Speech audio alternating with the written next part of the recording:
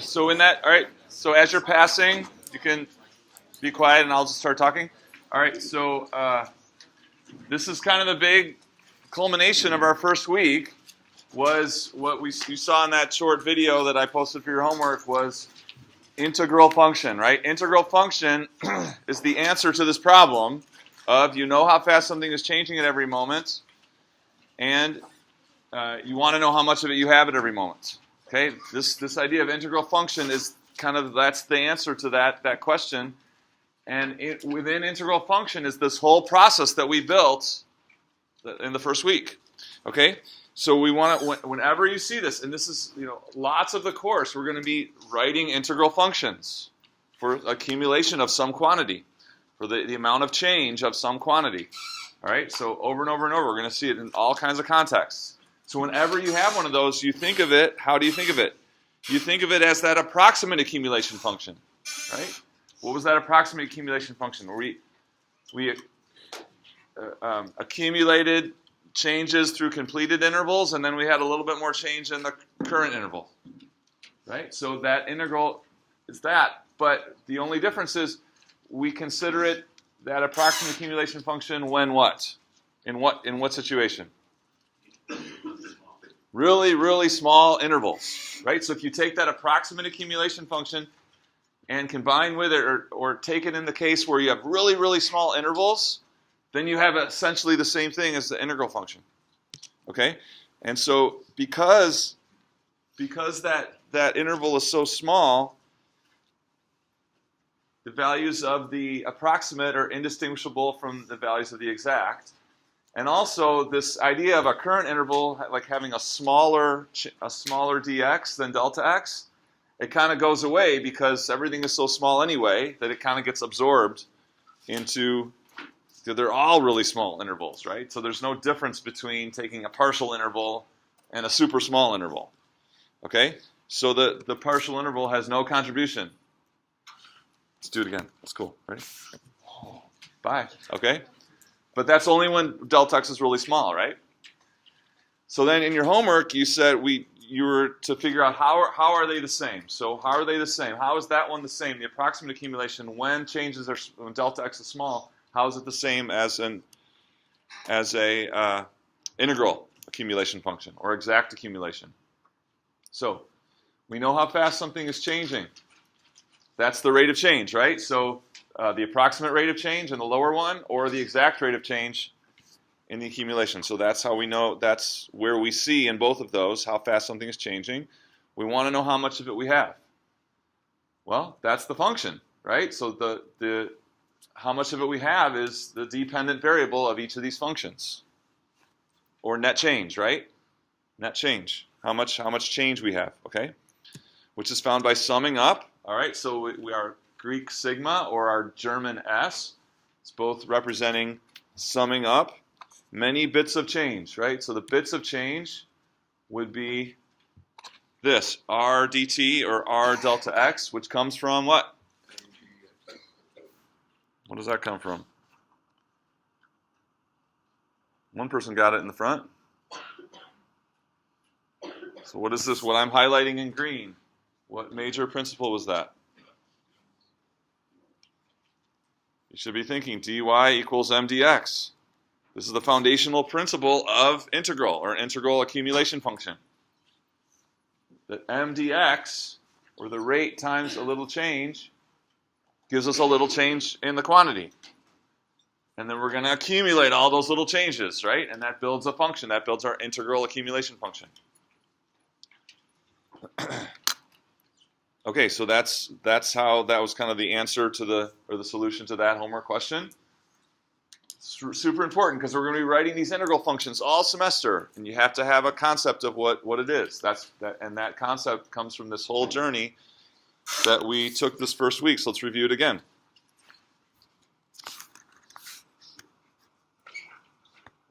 We said it was a series of principles.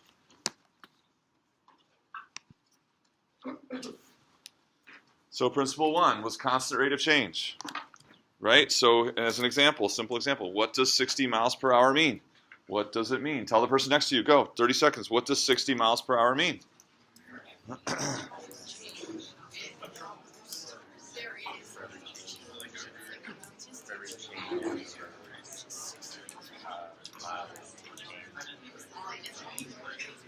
No, change in time. Very change in time.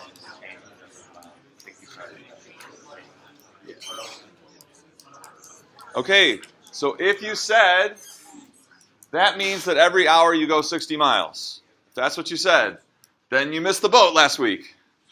That's true, but that's not what we mean by 60 miles per hour. That's a very narrow meaning, right? What's our broad meaning of 60 miles per hour? Someone, any volunteer?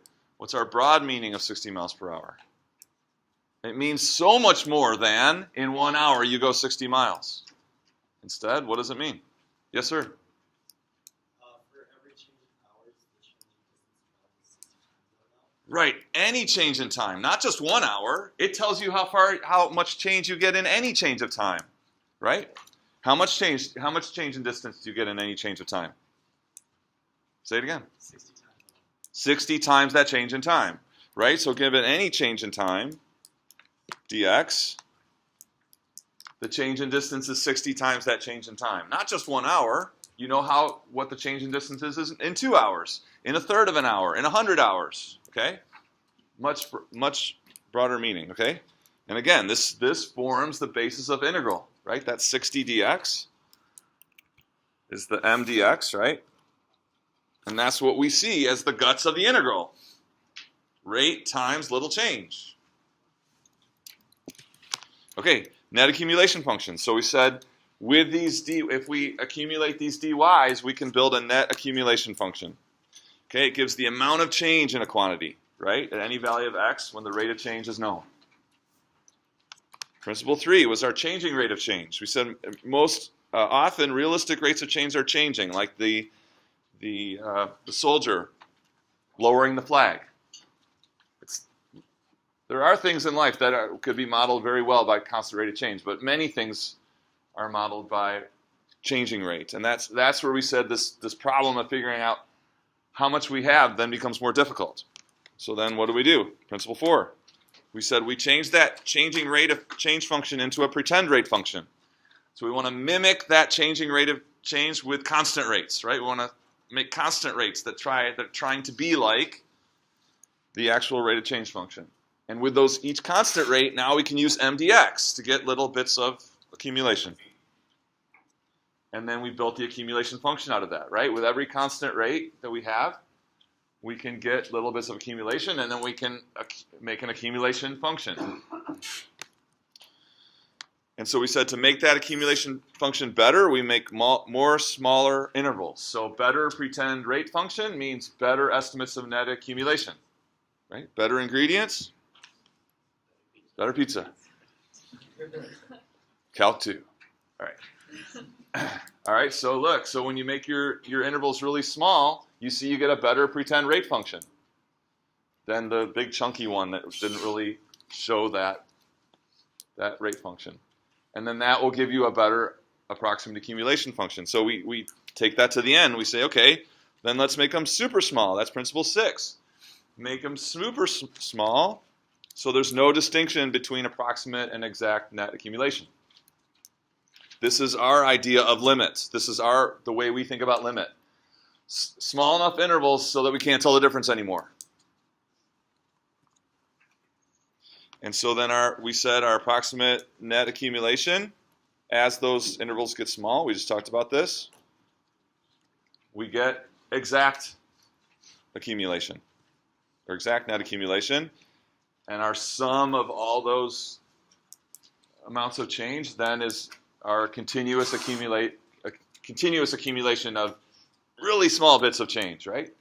And that's our exact net accumulation function. So we don't worry about that anymore. So that's our exact net accumulation function. And so then we're one step away from what's exact total accumulation.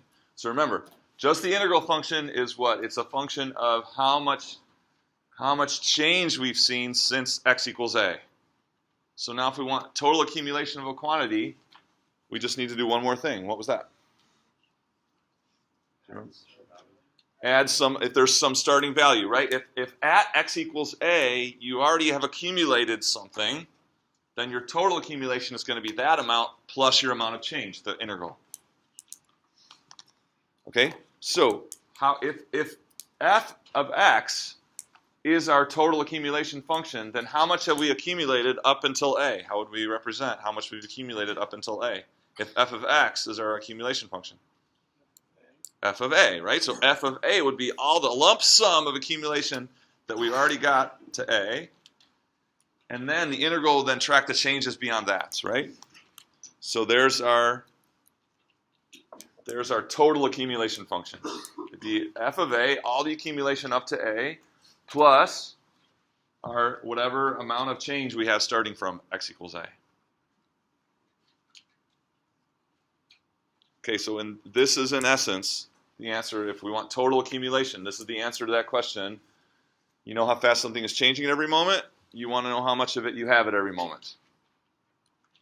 Where is you know how fast it's changing at every moment? Where is it? In there. R sub f of t, right? You know how fast something is changing every moment. That's the rate, the exact rate of change function. How much we have at every moment? Where's that? F of x. How much you have at every moment? F of x. That's the total accumulation at whatever, at x.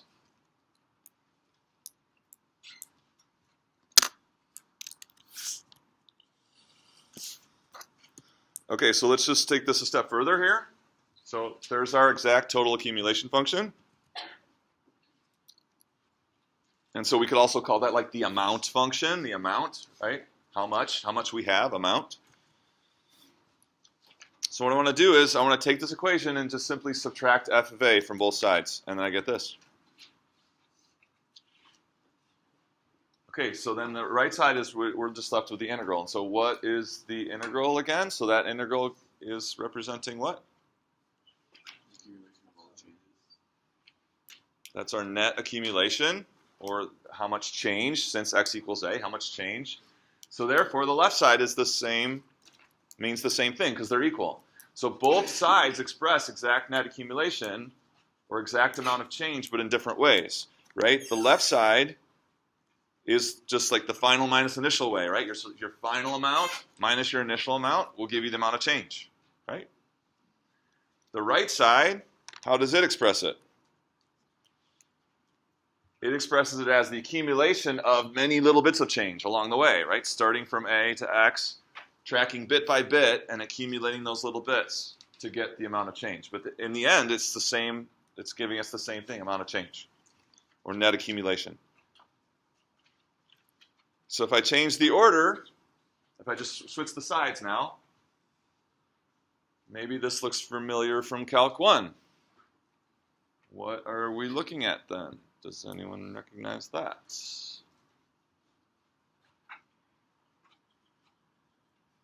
Yeah. Phew, she saved us, right? This is the equation that represents the fundamental theorem of calculus. This is the equation that represents the fundamental theorem. Sounds important, right? Yeah. So it's really the whole culmination of the whole course, fundamental theorem. And so what is it expressing? It expresses that net accumulation or amount of change in two different ways. As the accumulation of bits of change, that's the left side. It's also expressing it as final amount minus initial amount.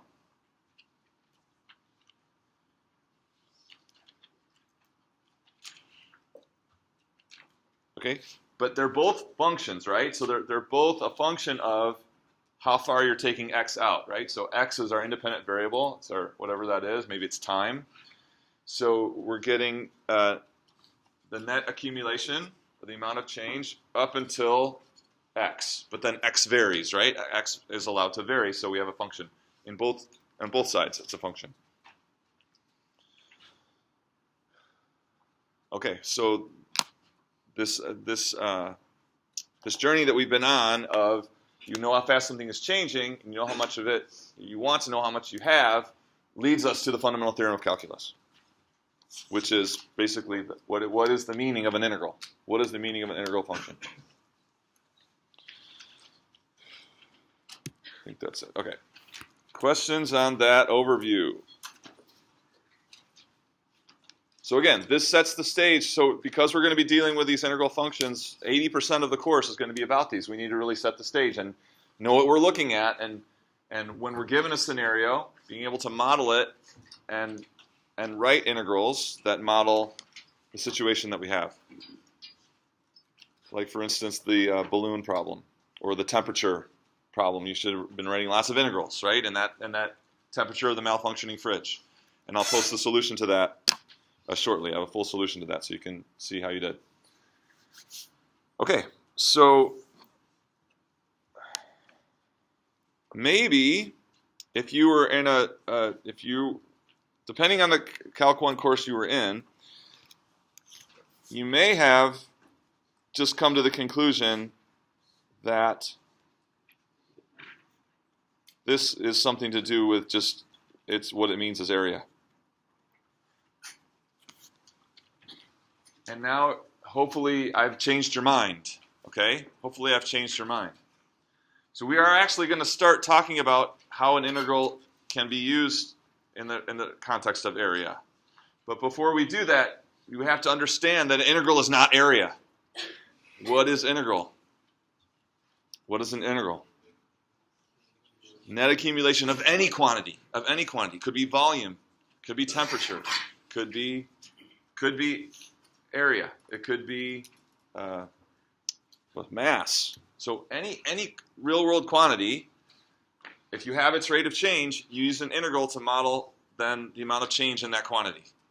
Area is just one example. Area in the graph, in the Cartesian plane, is just one example of how it can be used. So our primary meaning for integral is about rate of change and accumulation of any quantity that we want to model in the real world. Okay? So that being said, how does it apply to area? So let's talk about how does it apply to area.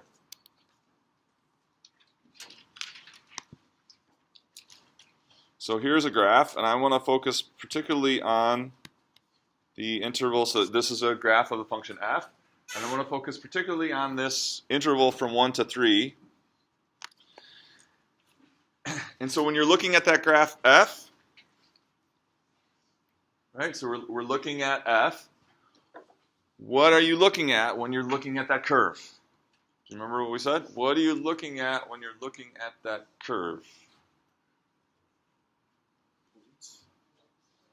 Okay, some of you say, so you remember from last week. Anytime you look at a graph, whether it's a curve or a line or a region, what you're looking at is a set of points. You're looking at a set of points, and more specifically, correspondence points. Each point shows a particular correspondence of our whatever variable is on the x-axis and our variable on the y-axis. Okay, so maybe this is time, and maybe this is force or something like this, time and force. So every particular point on the graph would be showing at a moment in time what the corresponding force is. And so then as you let time go by, all these points are generated. And it's just a lot easier to just put your pencil down and draw it rather than going, right? It just takes too long to show it what it actually is. Right? So it just takes too long to show it this way. So it's easier just to show it this way, but then you can't forget that what it means is all those correspondence points of the two quantities. Okay, so what I want you to do is, I'm interested in this region of points, right? So even a two-dimensional region is a set of points. So how would you define, so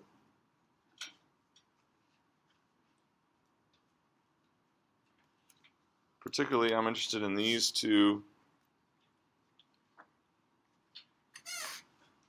those two regions. Those are also sets of points. Okay, so I give you the first half, which is x goes from 1 to 3. So we want to isolate. We want to look at x values from 1 to 3. But then I want to continue this statement here. So for instance, comma.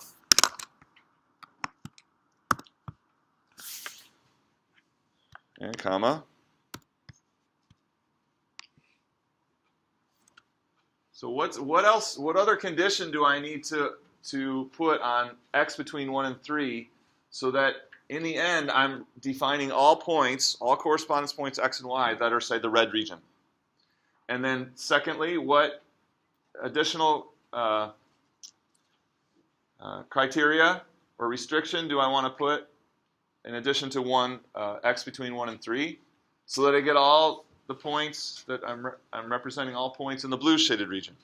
So you're going to work on this for a couple minutes while I start attendance. Okay, so you're either making progress, or if you're not sure, then you're getting help from someone next to you or one of the TAs. So how would I finish these two statements? Add an additional condition on each statement, so that the first one is going to define all the points in the red shaded region, and the second one's going to define all the points in the blue shaded region. All right. So what do we come up with for the red region? How am I going to that first hump? I want to fill in. I want to represent all the points in the hump, on the first hump there, little hill. What's that? So we already did that, right? That the domain is x values. We're already restricted from 1 to 3. So now what's gonna now define all points inside the hump? It's going to be a matter of what variable? Go ahead. F of x is greater than 0. Okay, he wants f of x is greater than 0. Okay? Let's just put it in. See what happens. So here's the thing about GC. It does exactly what you tell it. So I'm going to write f of x is greater than 0. Okay? Didn't give us anything. But so we really got to figure out, first of all, what's our remaining condition is a matter of what variable? We restricted x, so it's going to be something to do with y, right? So we want all y coordinates that are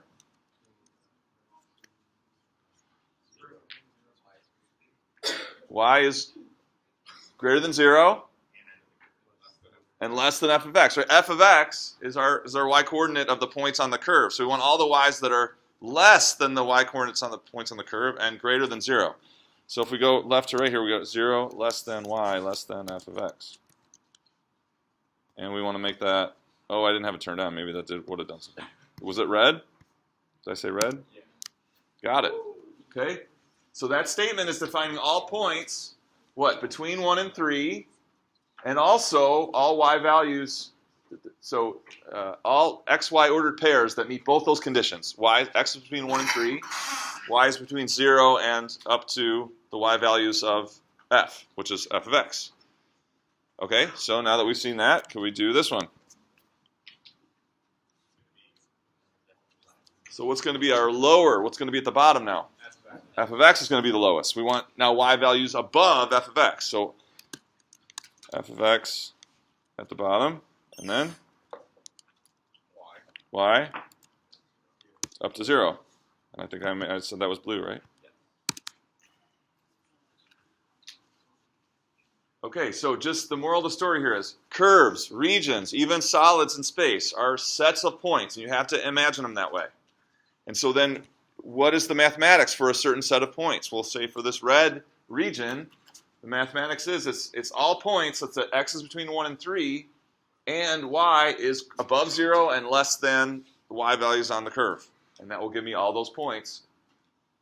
So that red region, you imagine, is just a zillion points filling it up, right? All points that satisfy that line up there that has the red box by it. Okay.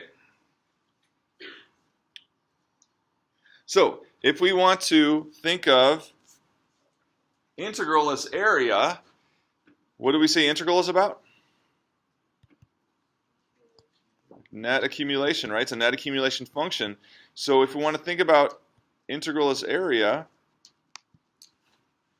we want to think about it as the accumulation of area for some independent variable. We're going to make that independent variable x, right? So that's natural, right? X, our x-axis. So as x increases, we want to come up with a way of representing how much accumulated area do we have, right? How much accumulated area do we have as x increases? So this is our image of where we're going, right? So that region, the region increases, its area increases as x increases, and we want to track the accumulation of area.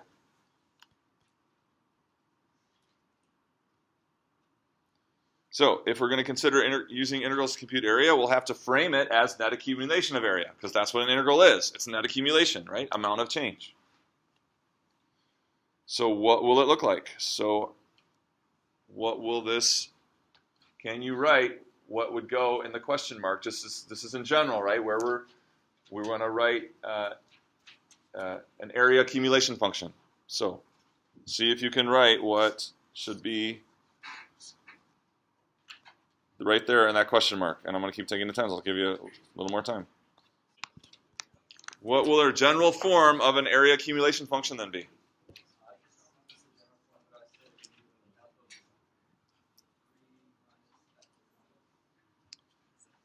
Okay, so you're thinking about net. That's good. You're thinking about the amount of change. Okay. Right, so what was that? Yeah, so that's the way we want to go with this. Integral. So just, yeah, so a to x. This is general form now. Okay. But yeah, so in that particular one that I'm showing you, it would be 1 to x, right? Okay. Of what? Right, so it's going to be r sub would be our area, right? Or r sub, I guess. I'll do that. 12.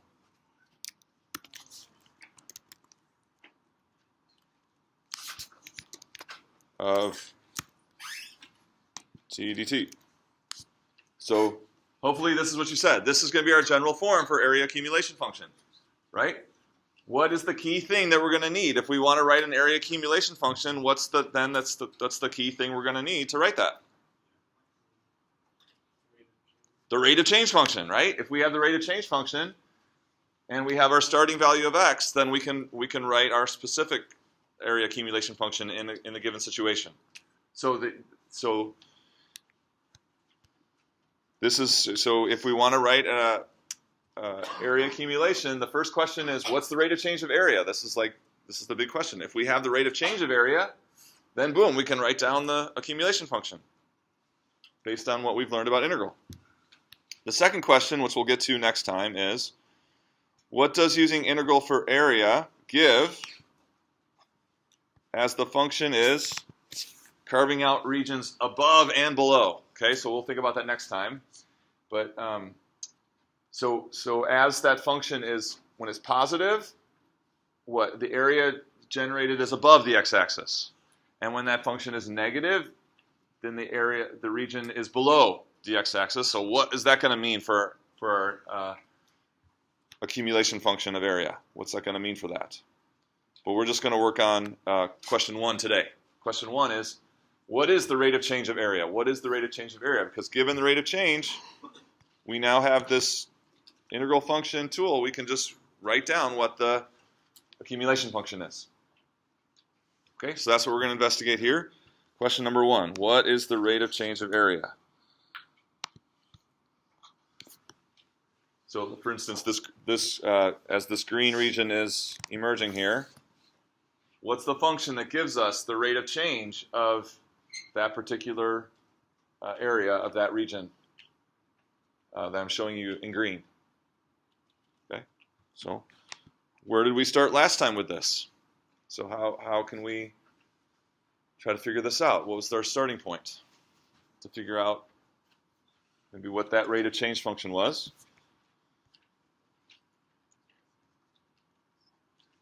Anybody?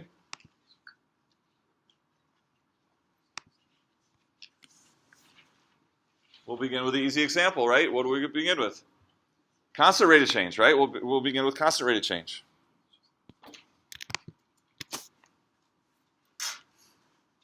Okay, so is this region changing at a constant rate of change? Okay, that's should be pretty obvious that it's increasing at a constant rate of change. Okay, how about now?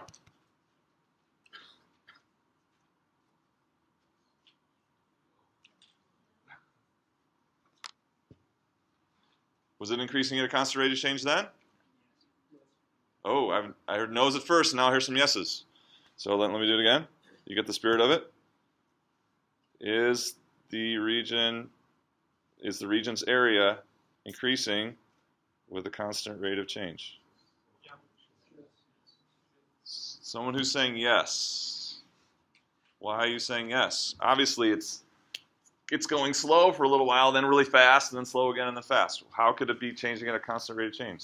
Someone who was saying yes. Yes, ma'am. Because for every increase in x, y increases at like the same rate. Okay, so it depends on what your independent variable is. If you say no, then what independent variable are we kind of talking about that it was not changing at a constant rate?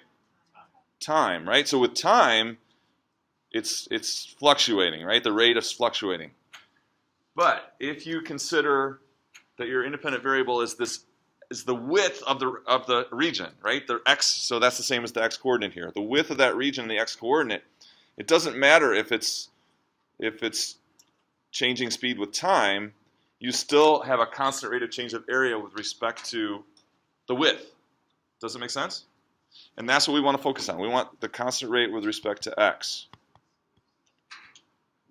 So our goal is to determine the constant rate of change of area with respect to x, the rectangle's width.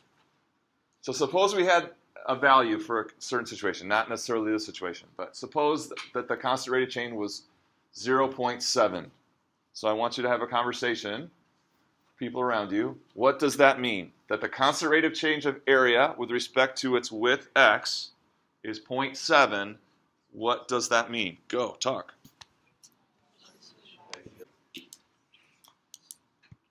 So this going back to our what's constant rate of change meaning.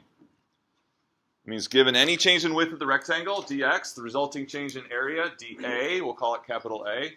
So now we're using A to mean area and not approximate accumulation anymore, okay? Just to clarify. We were using capital A to mean approximate accumulation. So now A means area. So given any change in width of the rectangle, the resulting change in the area is dA is m times that change in width.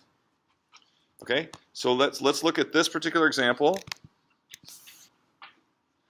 and let's kind of in reverse. Let's figure out what m is, right? So let's look at some changes in x and some corresponding changes in area, and then kind of work backwards to figure out what m is. So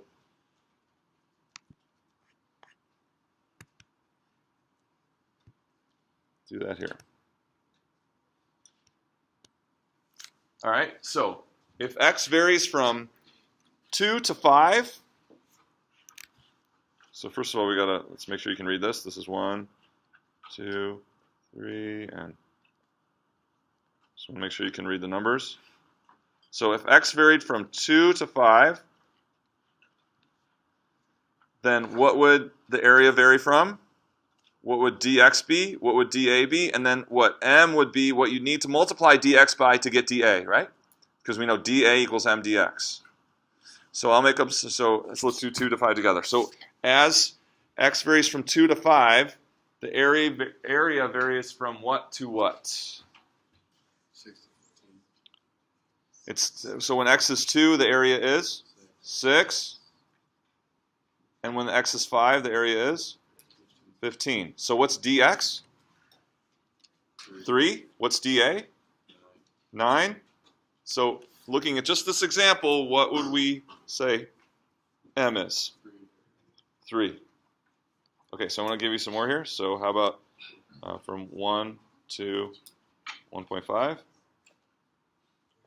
From 4 to 4.06.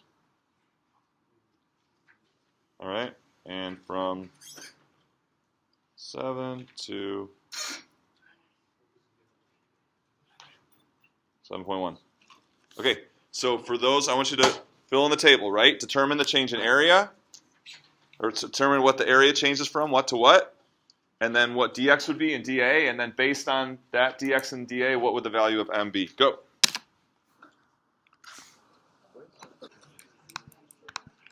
Let's do this, the third row. When you go from 4 to 4.06, the area goes from what to what? 12 to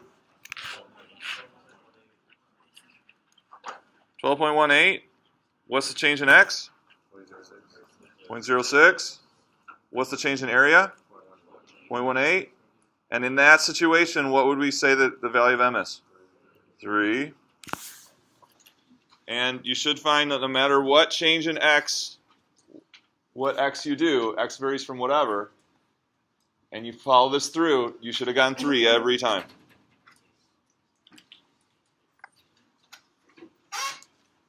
So, where's this constant rate of change coming from? So if we want the constant rate of change of area with respect to width, what is the constant rate of change? Can you kind of generalize this?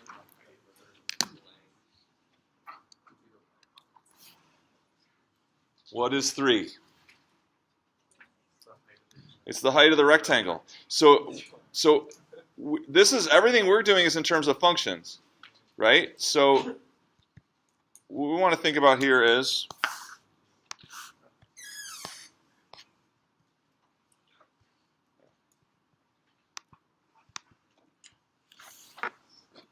so let's put in, instead of just thinking about the region, now let's think about a function here, f. So it's black. You see that? So this black line, this constant function f. And so if we have this function f such that f of x equals 3, then what's the constant rate of change of area with respect to x? What's the rate of change of area as x increases?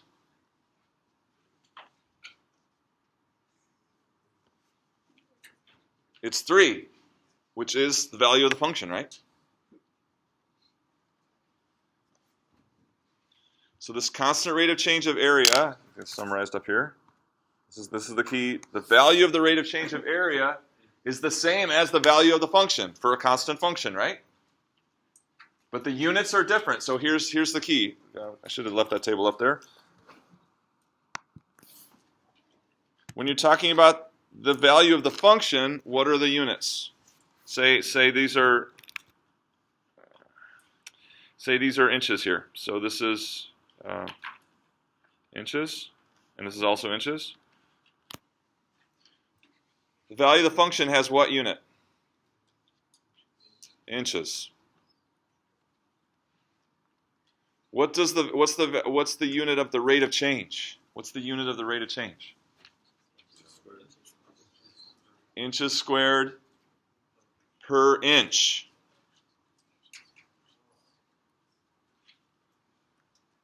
Okay, oh, it's up there, right? All right. So, do we want to look at that inches squared per inch and say, oh, inches cancel out? No, we don't want to do that because inches is a length, right? This rate of change is giving us the rate of change of area with respect to width. So we want to maintain that meaning.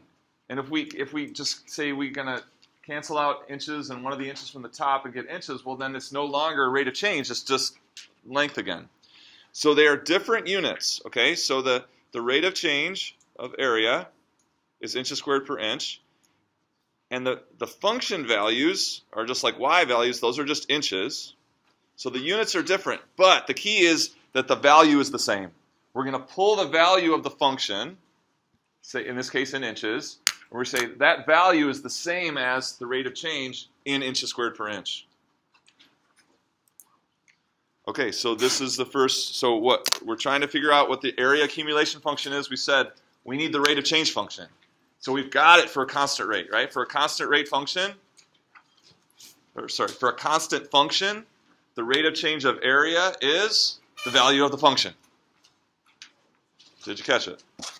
Okay, I'll start posting next Wednesday's homework little by little. You can get started on it.